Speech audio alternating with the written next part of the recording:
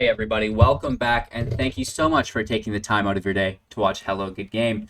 Strixhaven is here! So, as a new player, how are you going to collect all these cards? How do you compete with the big dogs without spending thousands and thousands of dollars? Because as we progress through Magic Arena's life, that requirement to complete your entire collection increases set by set. Don't worry about that though, that's an entire video all in its own. Today we're only focusing on Strixhaven. What's it going to take to farm the set for free? And what's it going to cost to buy the set outright? This is a unique set because we have the Mystical Archive included. That means we have both standard Strixhaven cards and Mystical Archive historic cards. And, the math gets a little awkward because if you are looking for a complete set of the archive cards have a percentage to drop in the main packs. And then, of course, there's a percentage of that percentage to have them be mythic or rare. So big wolves, buckle up, get ready. Let's talk about everything you need to know as both a beginner and veteran in Strixhaven. All right, first things first. For those of you brand new to the game, your only priority and concern is farming 4 wins a day, re-rolling quests worth 500 gold into ones worth 750. This advances a little bit further by always leaving 2 500 gold quests undone, having an empty third spot, so the next day a 750 can potentially take its place. You get 1 reroll every day. Try not to complete your 500 quests so you always have the chance to reroll them. With that being said, make sure at the end of the day, if you have 3 500 quests, that you complete one of them for that open spot to allow that potential 750 to sneak in.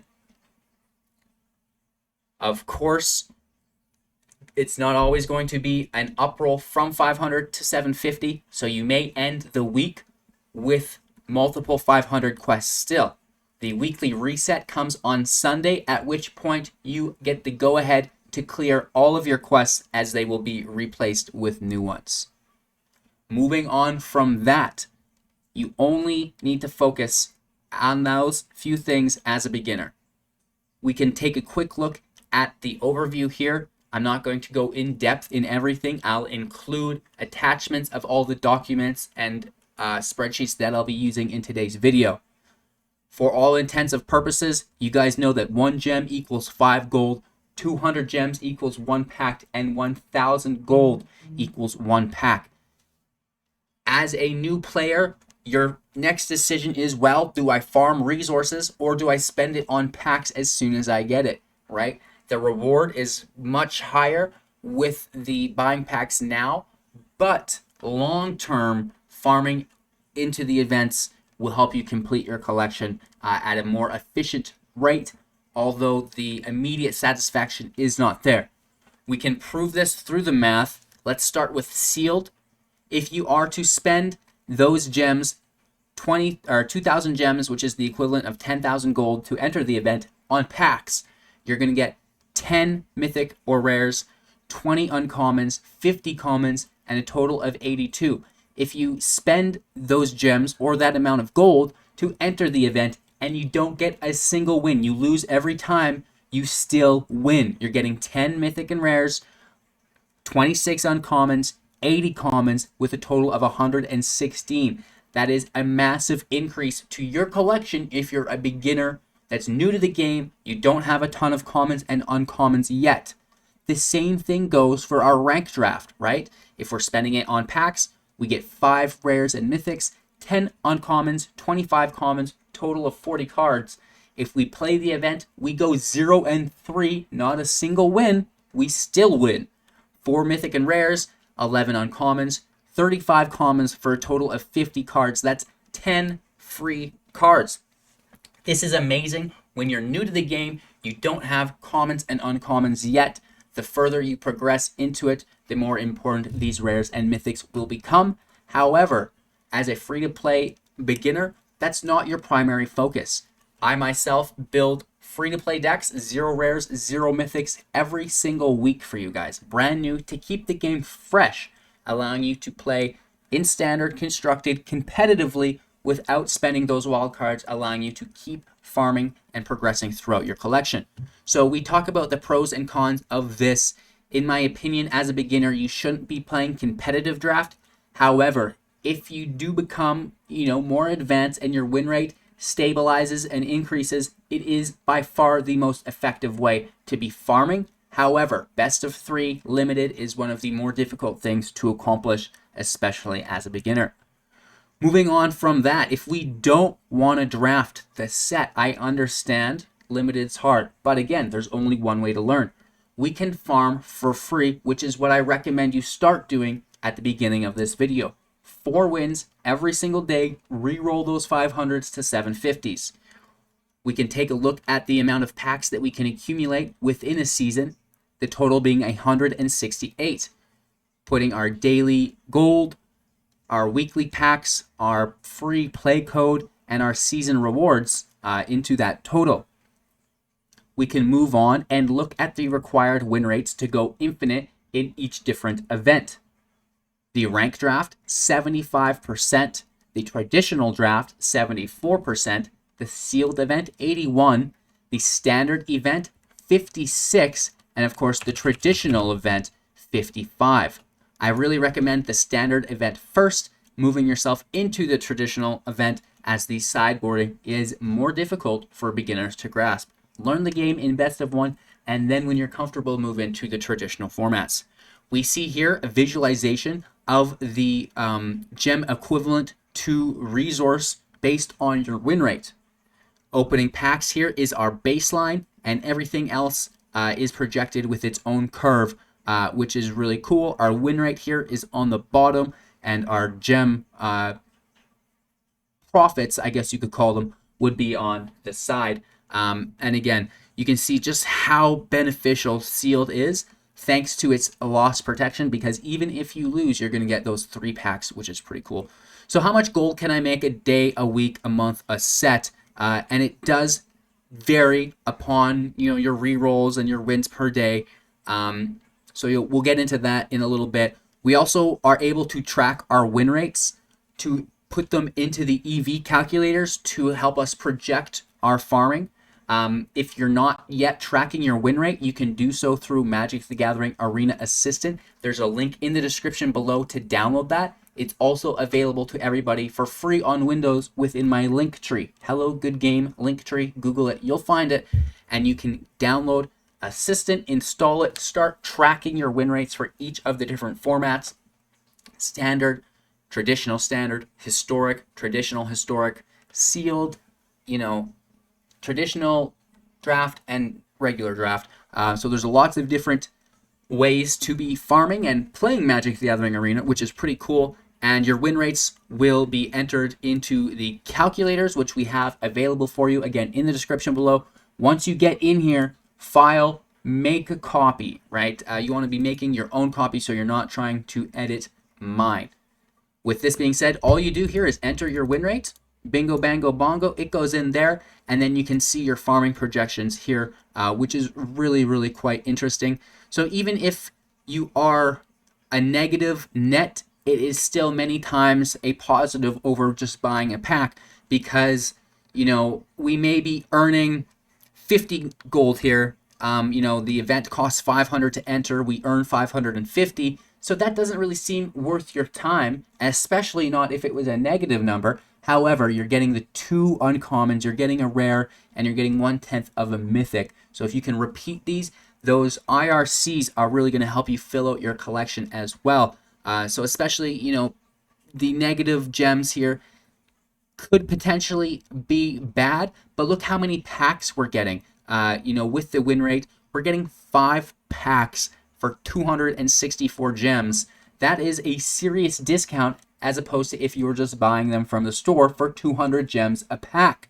So track your win rate for each of the different events, and then you'll know when you can really get in there and start farming, because you don't have to go infinite to be profitable.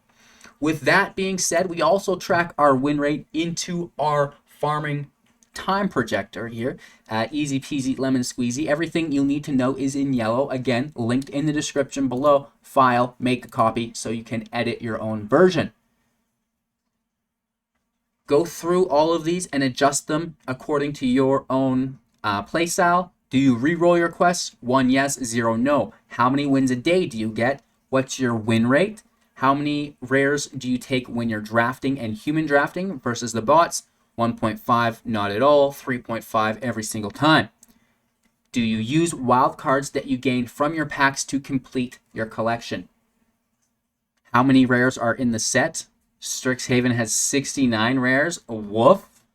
And then, are you looking for a 100% set completion? Because remember, not every rare in the set is playable and constructed. Some of them are garbage. They're hot fire. We don't need those. Typically, about 80% will get us where we want to go. Did we buy the welcome bundle? Yes or no, 1 or 0. And then finally here, if we look down, days to complete the set, 62. I've got 90 days between sets, so it looks like I could farm the standard set, at least. The Mystical Archive, probably not. That's another story all in itself, but we're not super focused within that on the channel, and I'm sure you aren't as a beginner or free-to-play individual. So with that being said, you can also enter if you bought any packs, right? If you're buying packs, the welcome bundle, or not the welcome bundle, the pre-release set bundle, the 50 packs, right? It would just be 50 packs you could enter in here if you did buy those. And of course, the rest is just math for you guys to check out.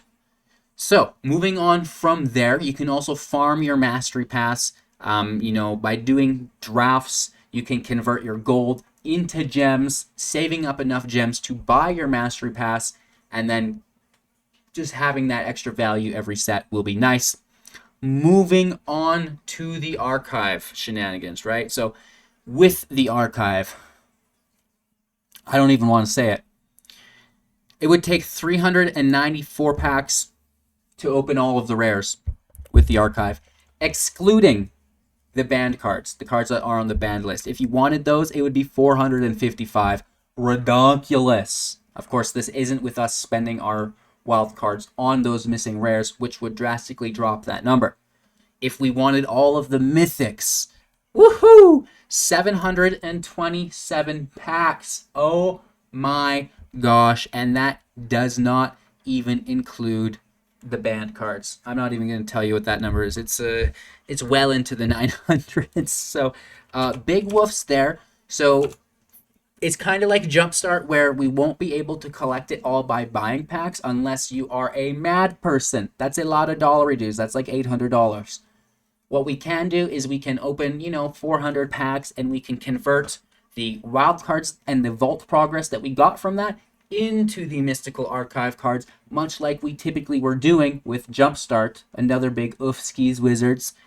With that being said, if we're not looking into the archive, 276 packs should get you the majority of your rares. And of course, if you're looking for a full mythic completion, that jumps up to 530.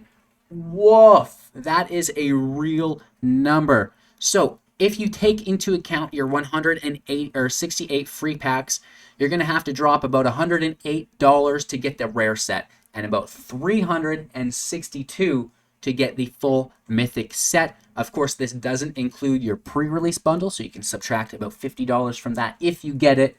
And with that being said, that would run you about 55 to 106,000 gems, $226 to that $530. Just so you guys are aware of what you're getting into before you decide to start gemming your account for Strixhaven, because maybe it's not worth it if you can't make it to the end, right? But if you can, now you know where the end is, so you can do so accordingly. Keep in mind, you get the free packs, which is great. It really helps cut this number down to those, more feasible amounts, like $100 a month for Magic, fully maxed out. In my mind, isn't that bad, especially, as I make that content. And then we break down the Mastery Pass for you really quick, go through our takeaways. Everyone should buy the Welcome Bundle. It's an amazing deal. If you're buying gems, do them in 20,000 increments because you're going to get a good deal that way. Always win 4 wins a game. Cycle your 500s into 750s if you can. Leave an empty slot open each day for that new quest to take its place. Weekly reset, finish them all. And of course, if you're looking to farm some of those events, check out my channel. I've got farming guides for you for the standard and historic events. I even do a little bit of drafting to try my hand there as well. And if you are going to get after it, draft offers a much better cost per game than sealed. However, the lost protection really helps you in sealed if you can spend or farm the gems for it. Gold can only be converted into gems via the ranked draft. Remember that if you are the free-to-play individual, and I recommend getting that mastery pass first and then continuing to farm for your next set and maybe doing a couple seals as it opens fresh, because you're going to get all those commons and uncommons to really complete your set right out of the gate, which is cool beans. So with that all out of the way, we've got some more cool stuff coming your way tonight. I have 5 brand new free-to-play, 0 rare, 0 mythic Strixhaven decks. We do all of the colleges, Lorehold, Silverquill, Quandrix, Witherbloom, and whatever, Prismari, right? So we're doing all of those. They each have a pretty strong free-to-play deck built within those colors, and I'm really excited to showcase those to you guys because it makes the game as a free-to-play individual much more enjoyable. You've got something that you can progress to that's not going to take 3 months to get, right? You can unlock all of these cards right away. You can be playing multiple decks throughout the season while still getting those daily wins, re-rolling your quests, and farming that gold for the next set. Hey, that'll be our next video. Don't miss out, you guys. Thank you so much again for your time and attention. I really appreciate each and every one of you spending it here with me on the regular. Of course, all of the resources will be in the description below if you want to take a snoopsies. Take care, enjoy your day, and we'll see you soon in another Magic the Gathering Arena video.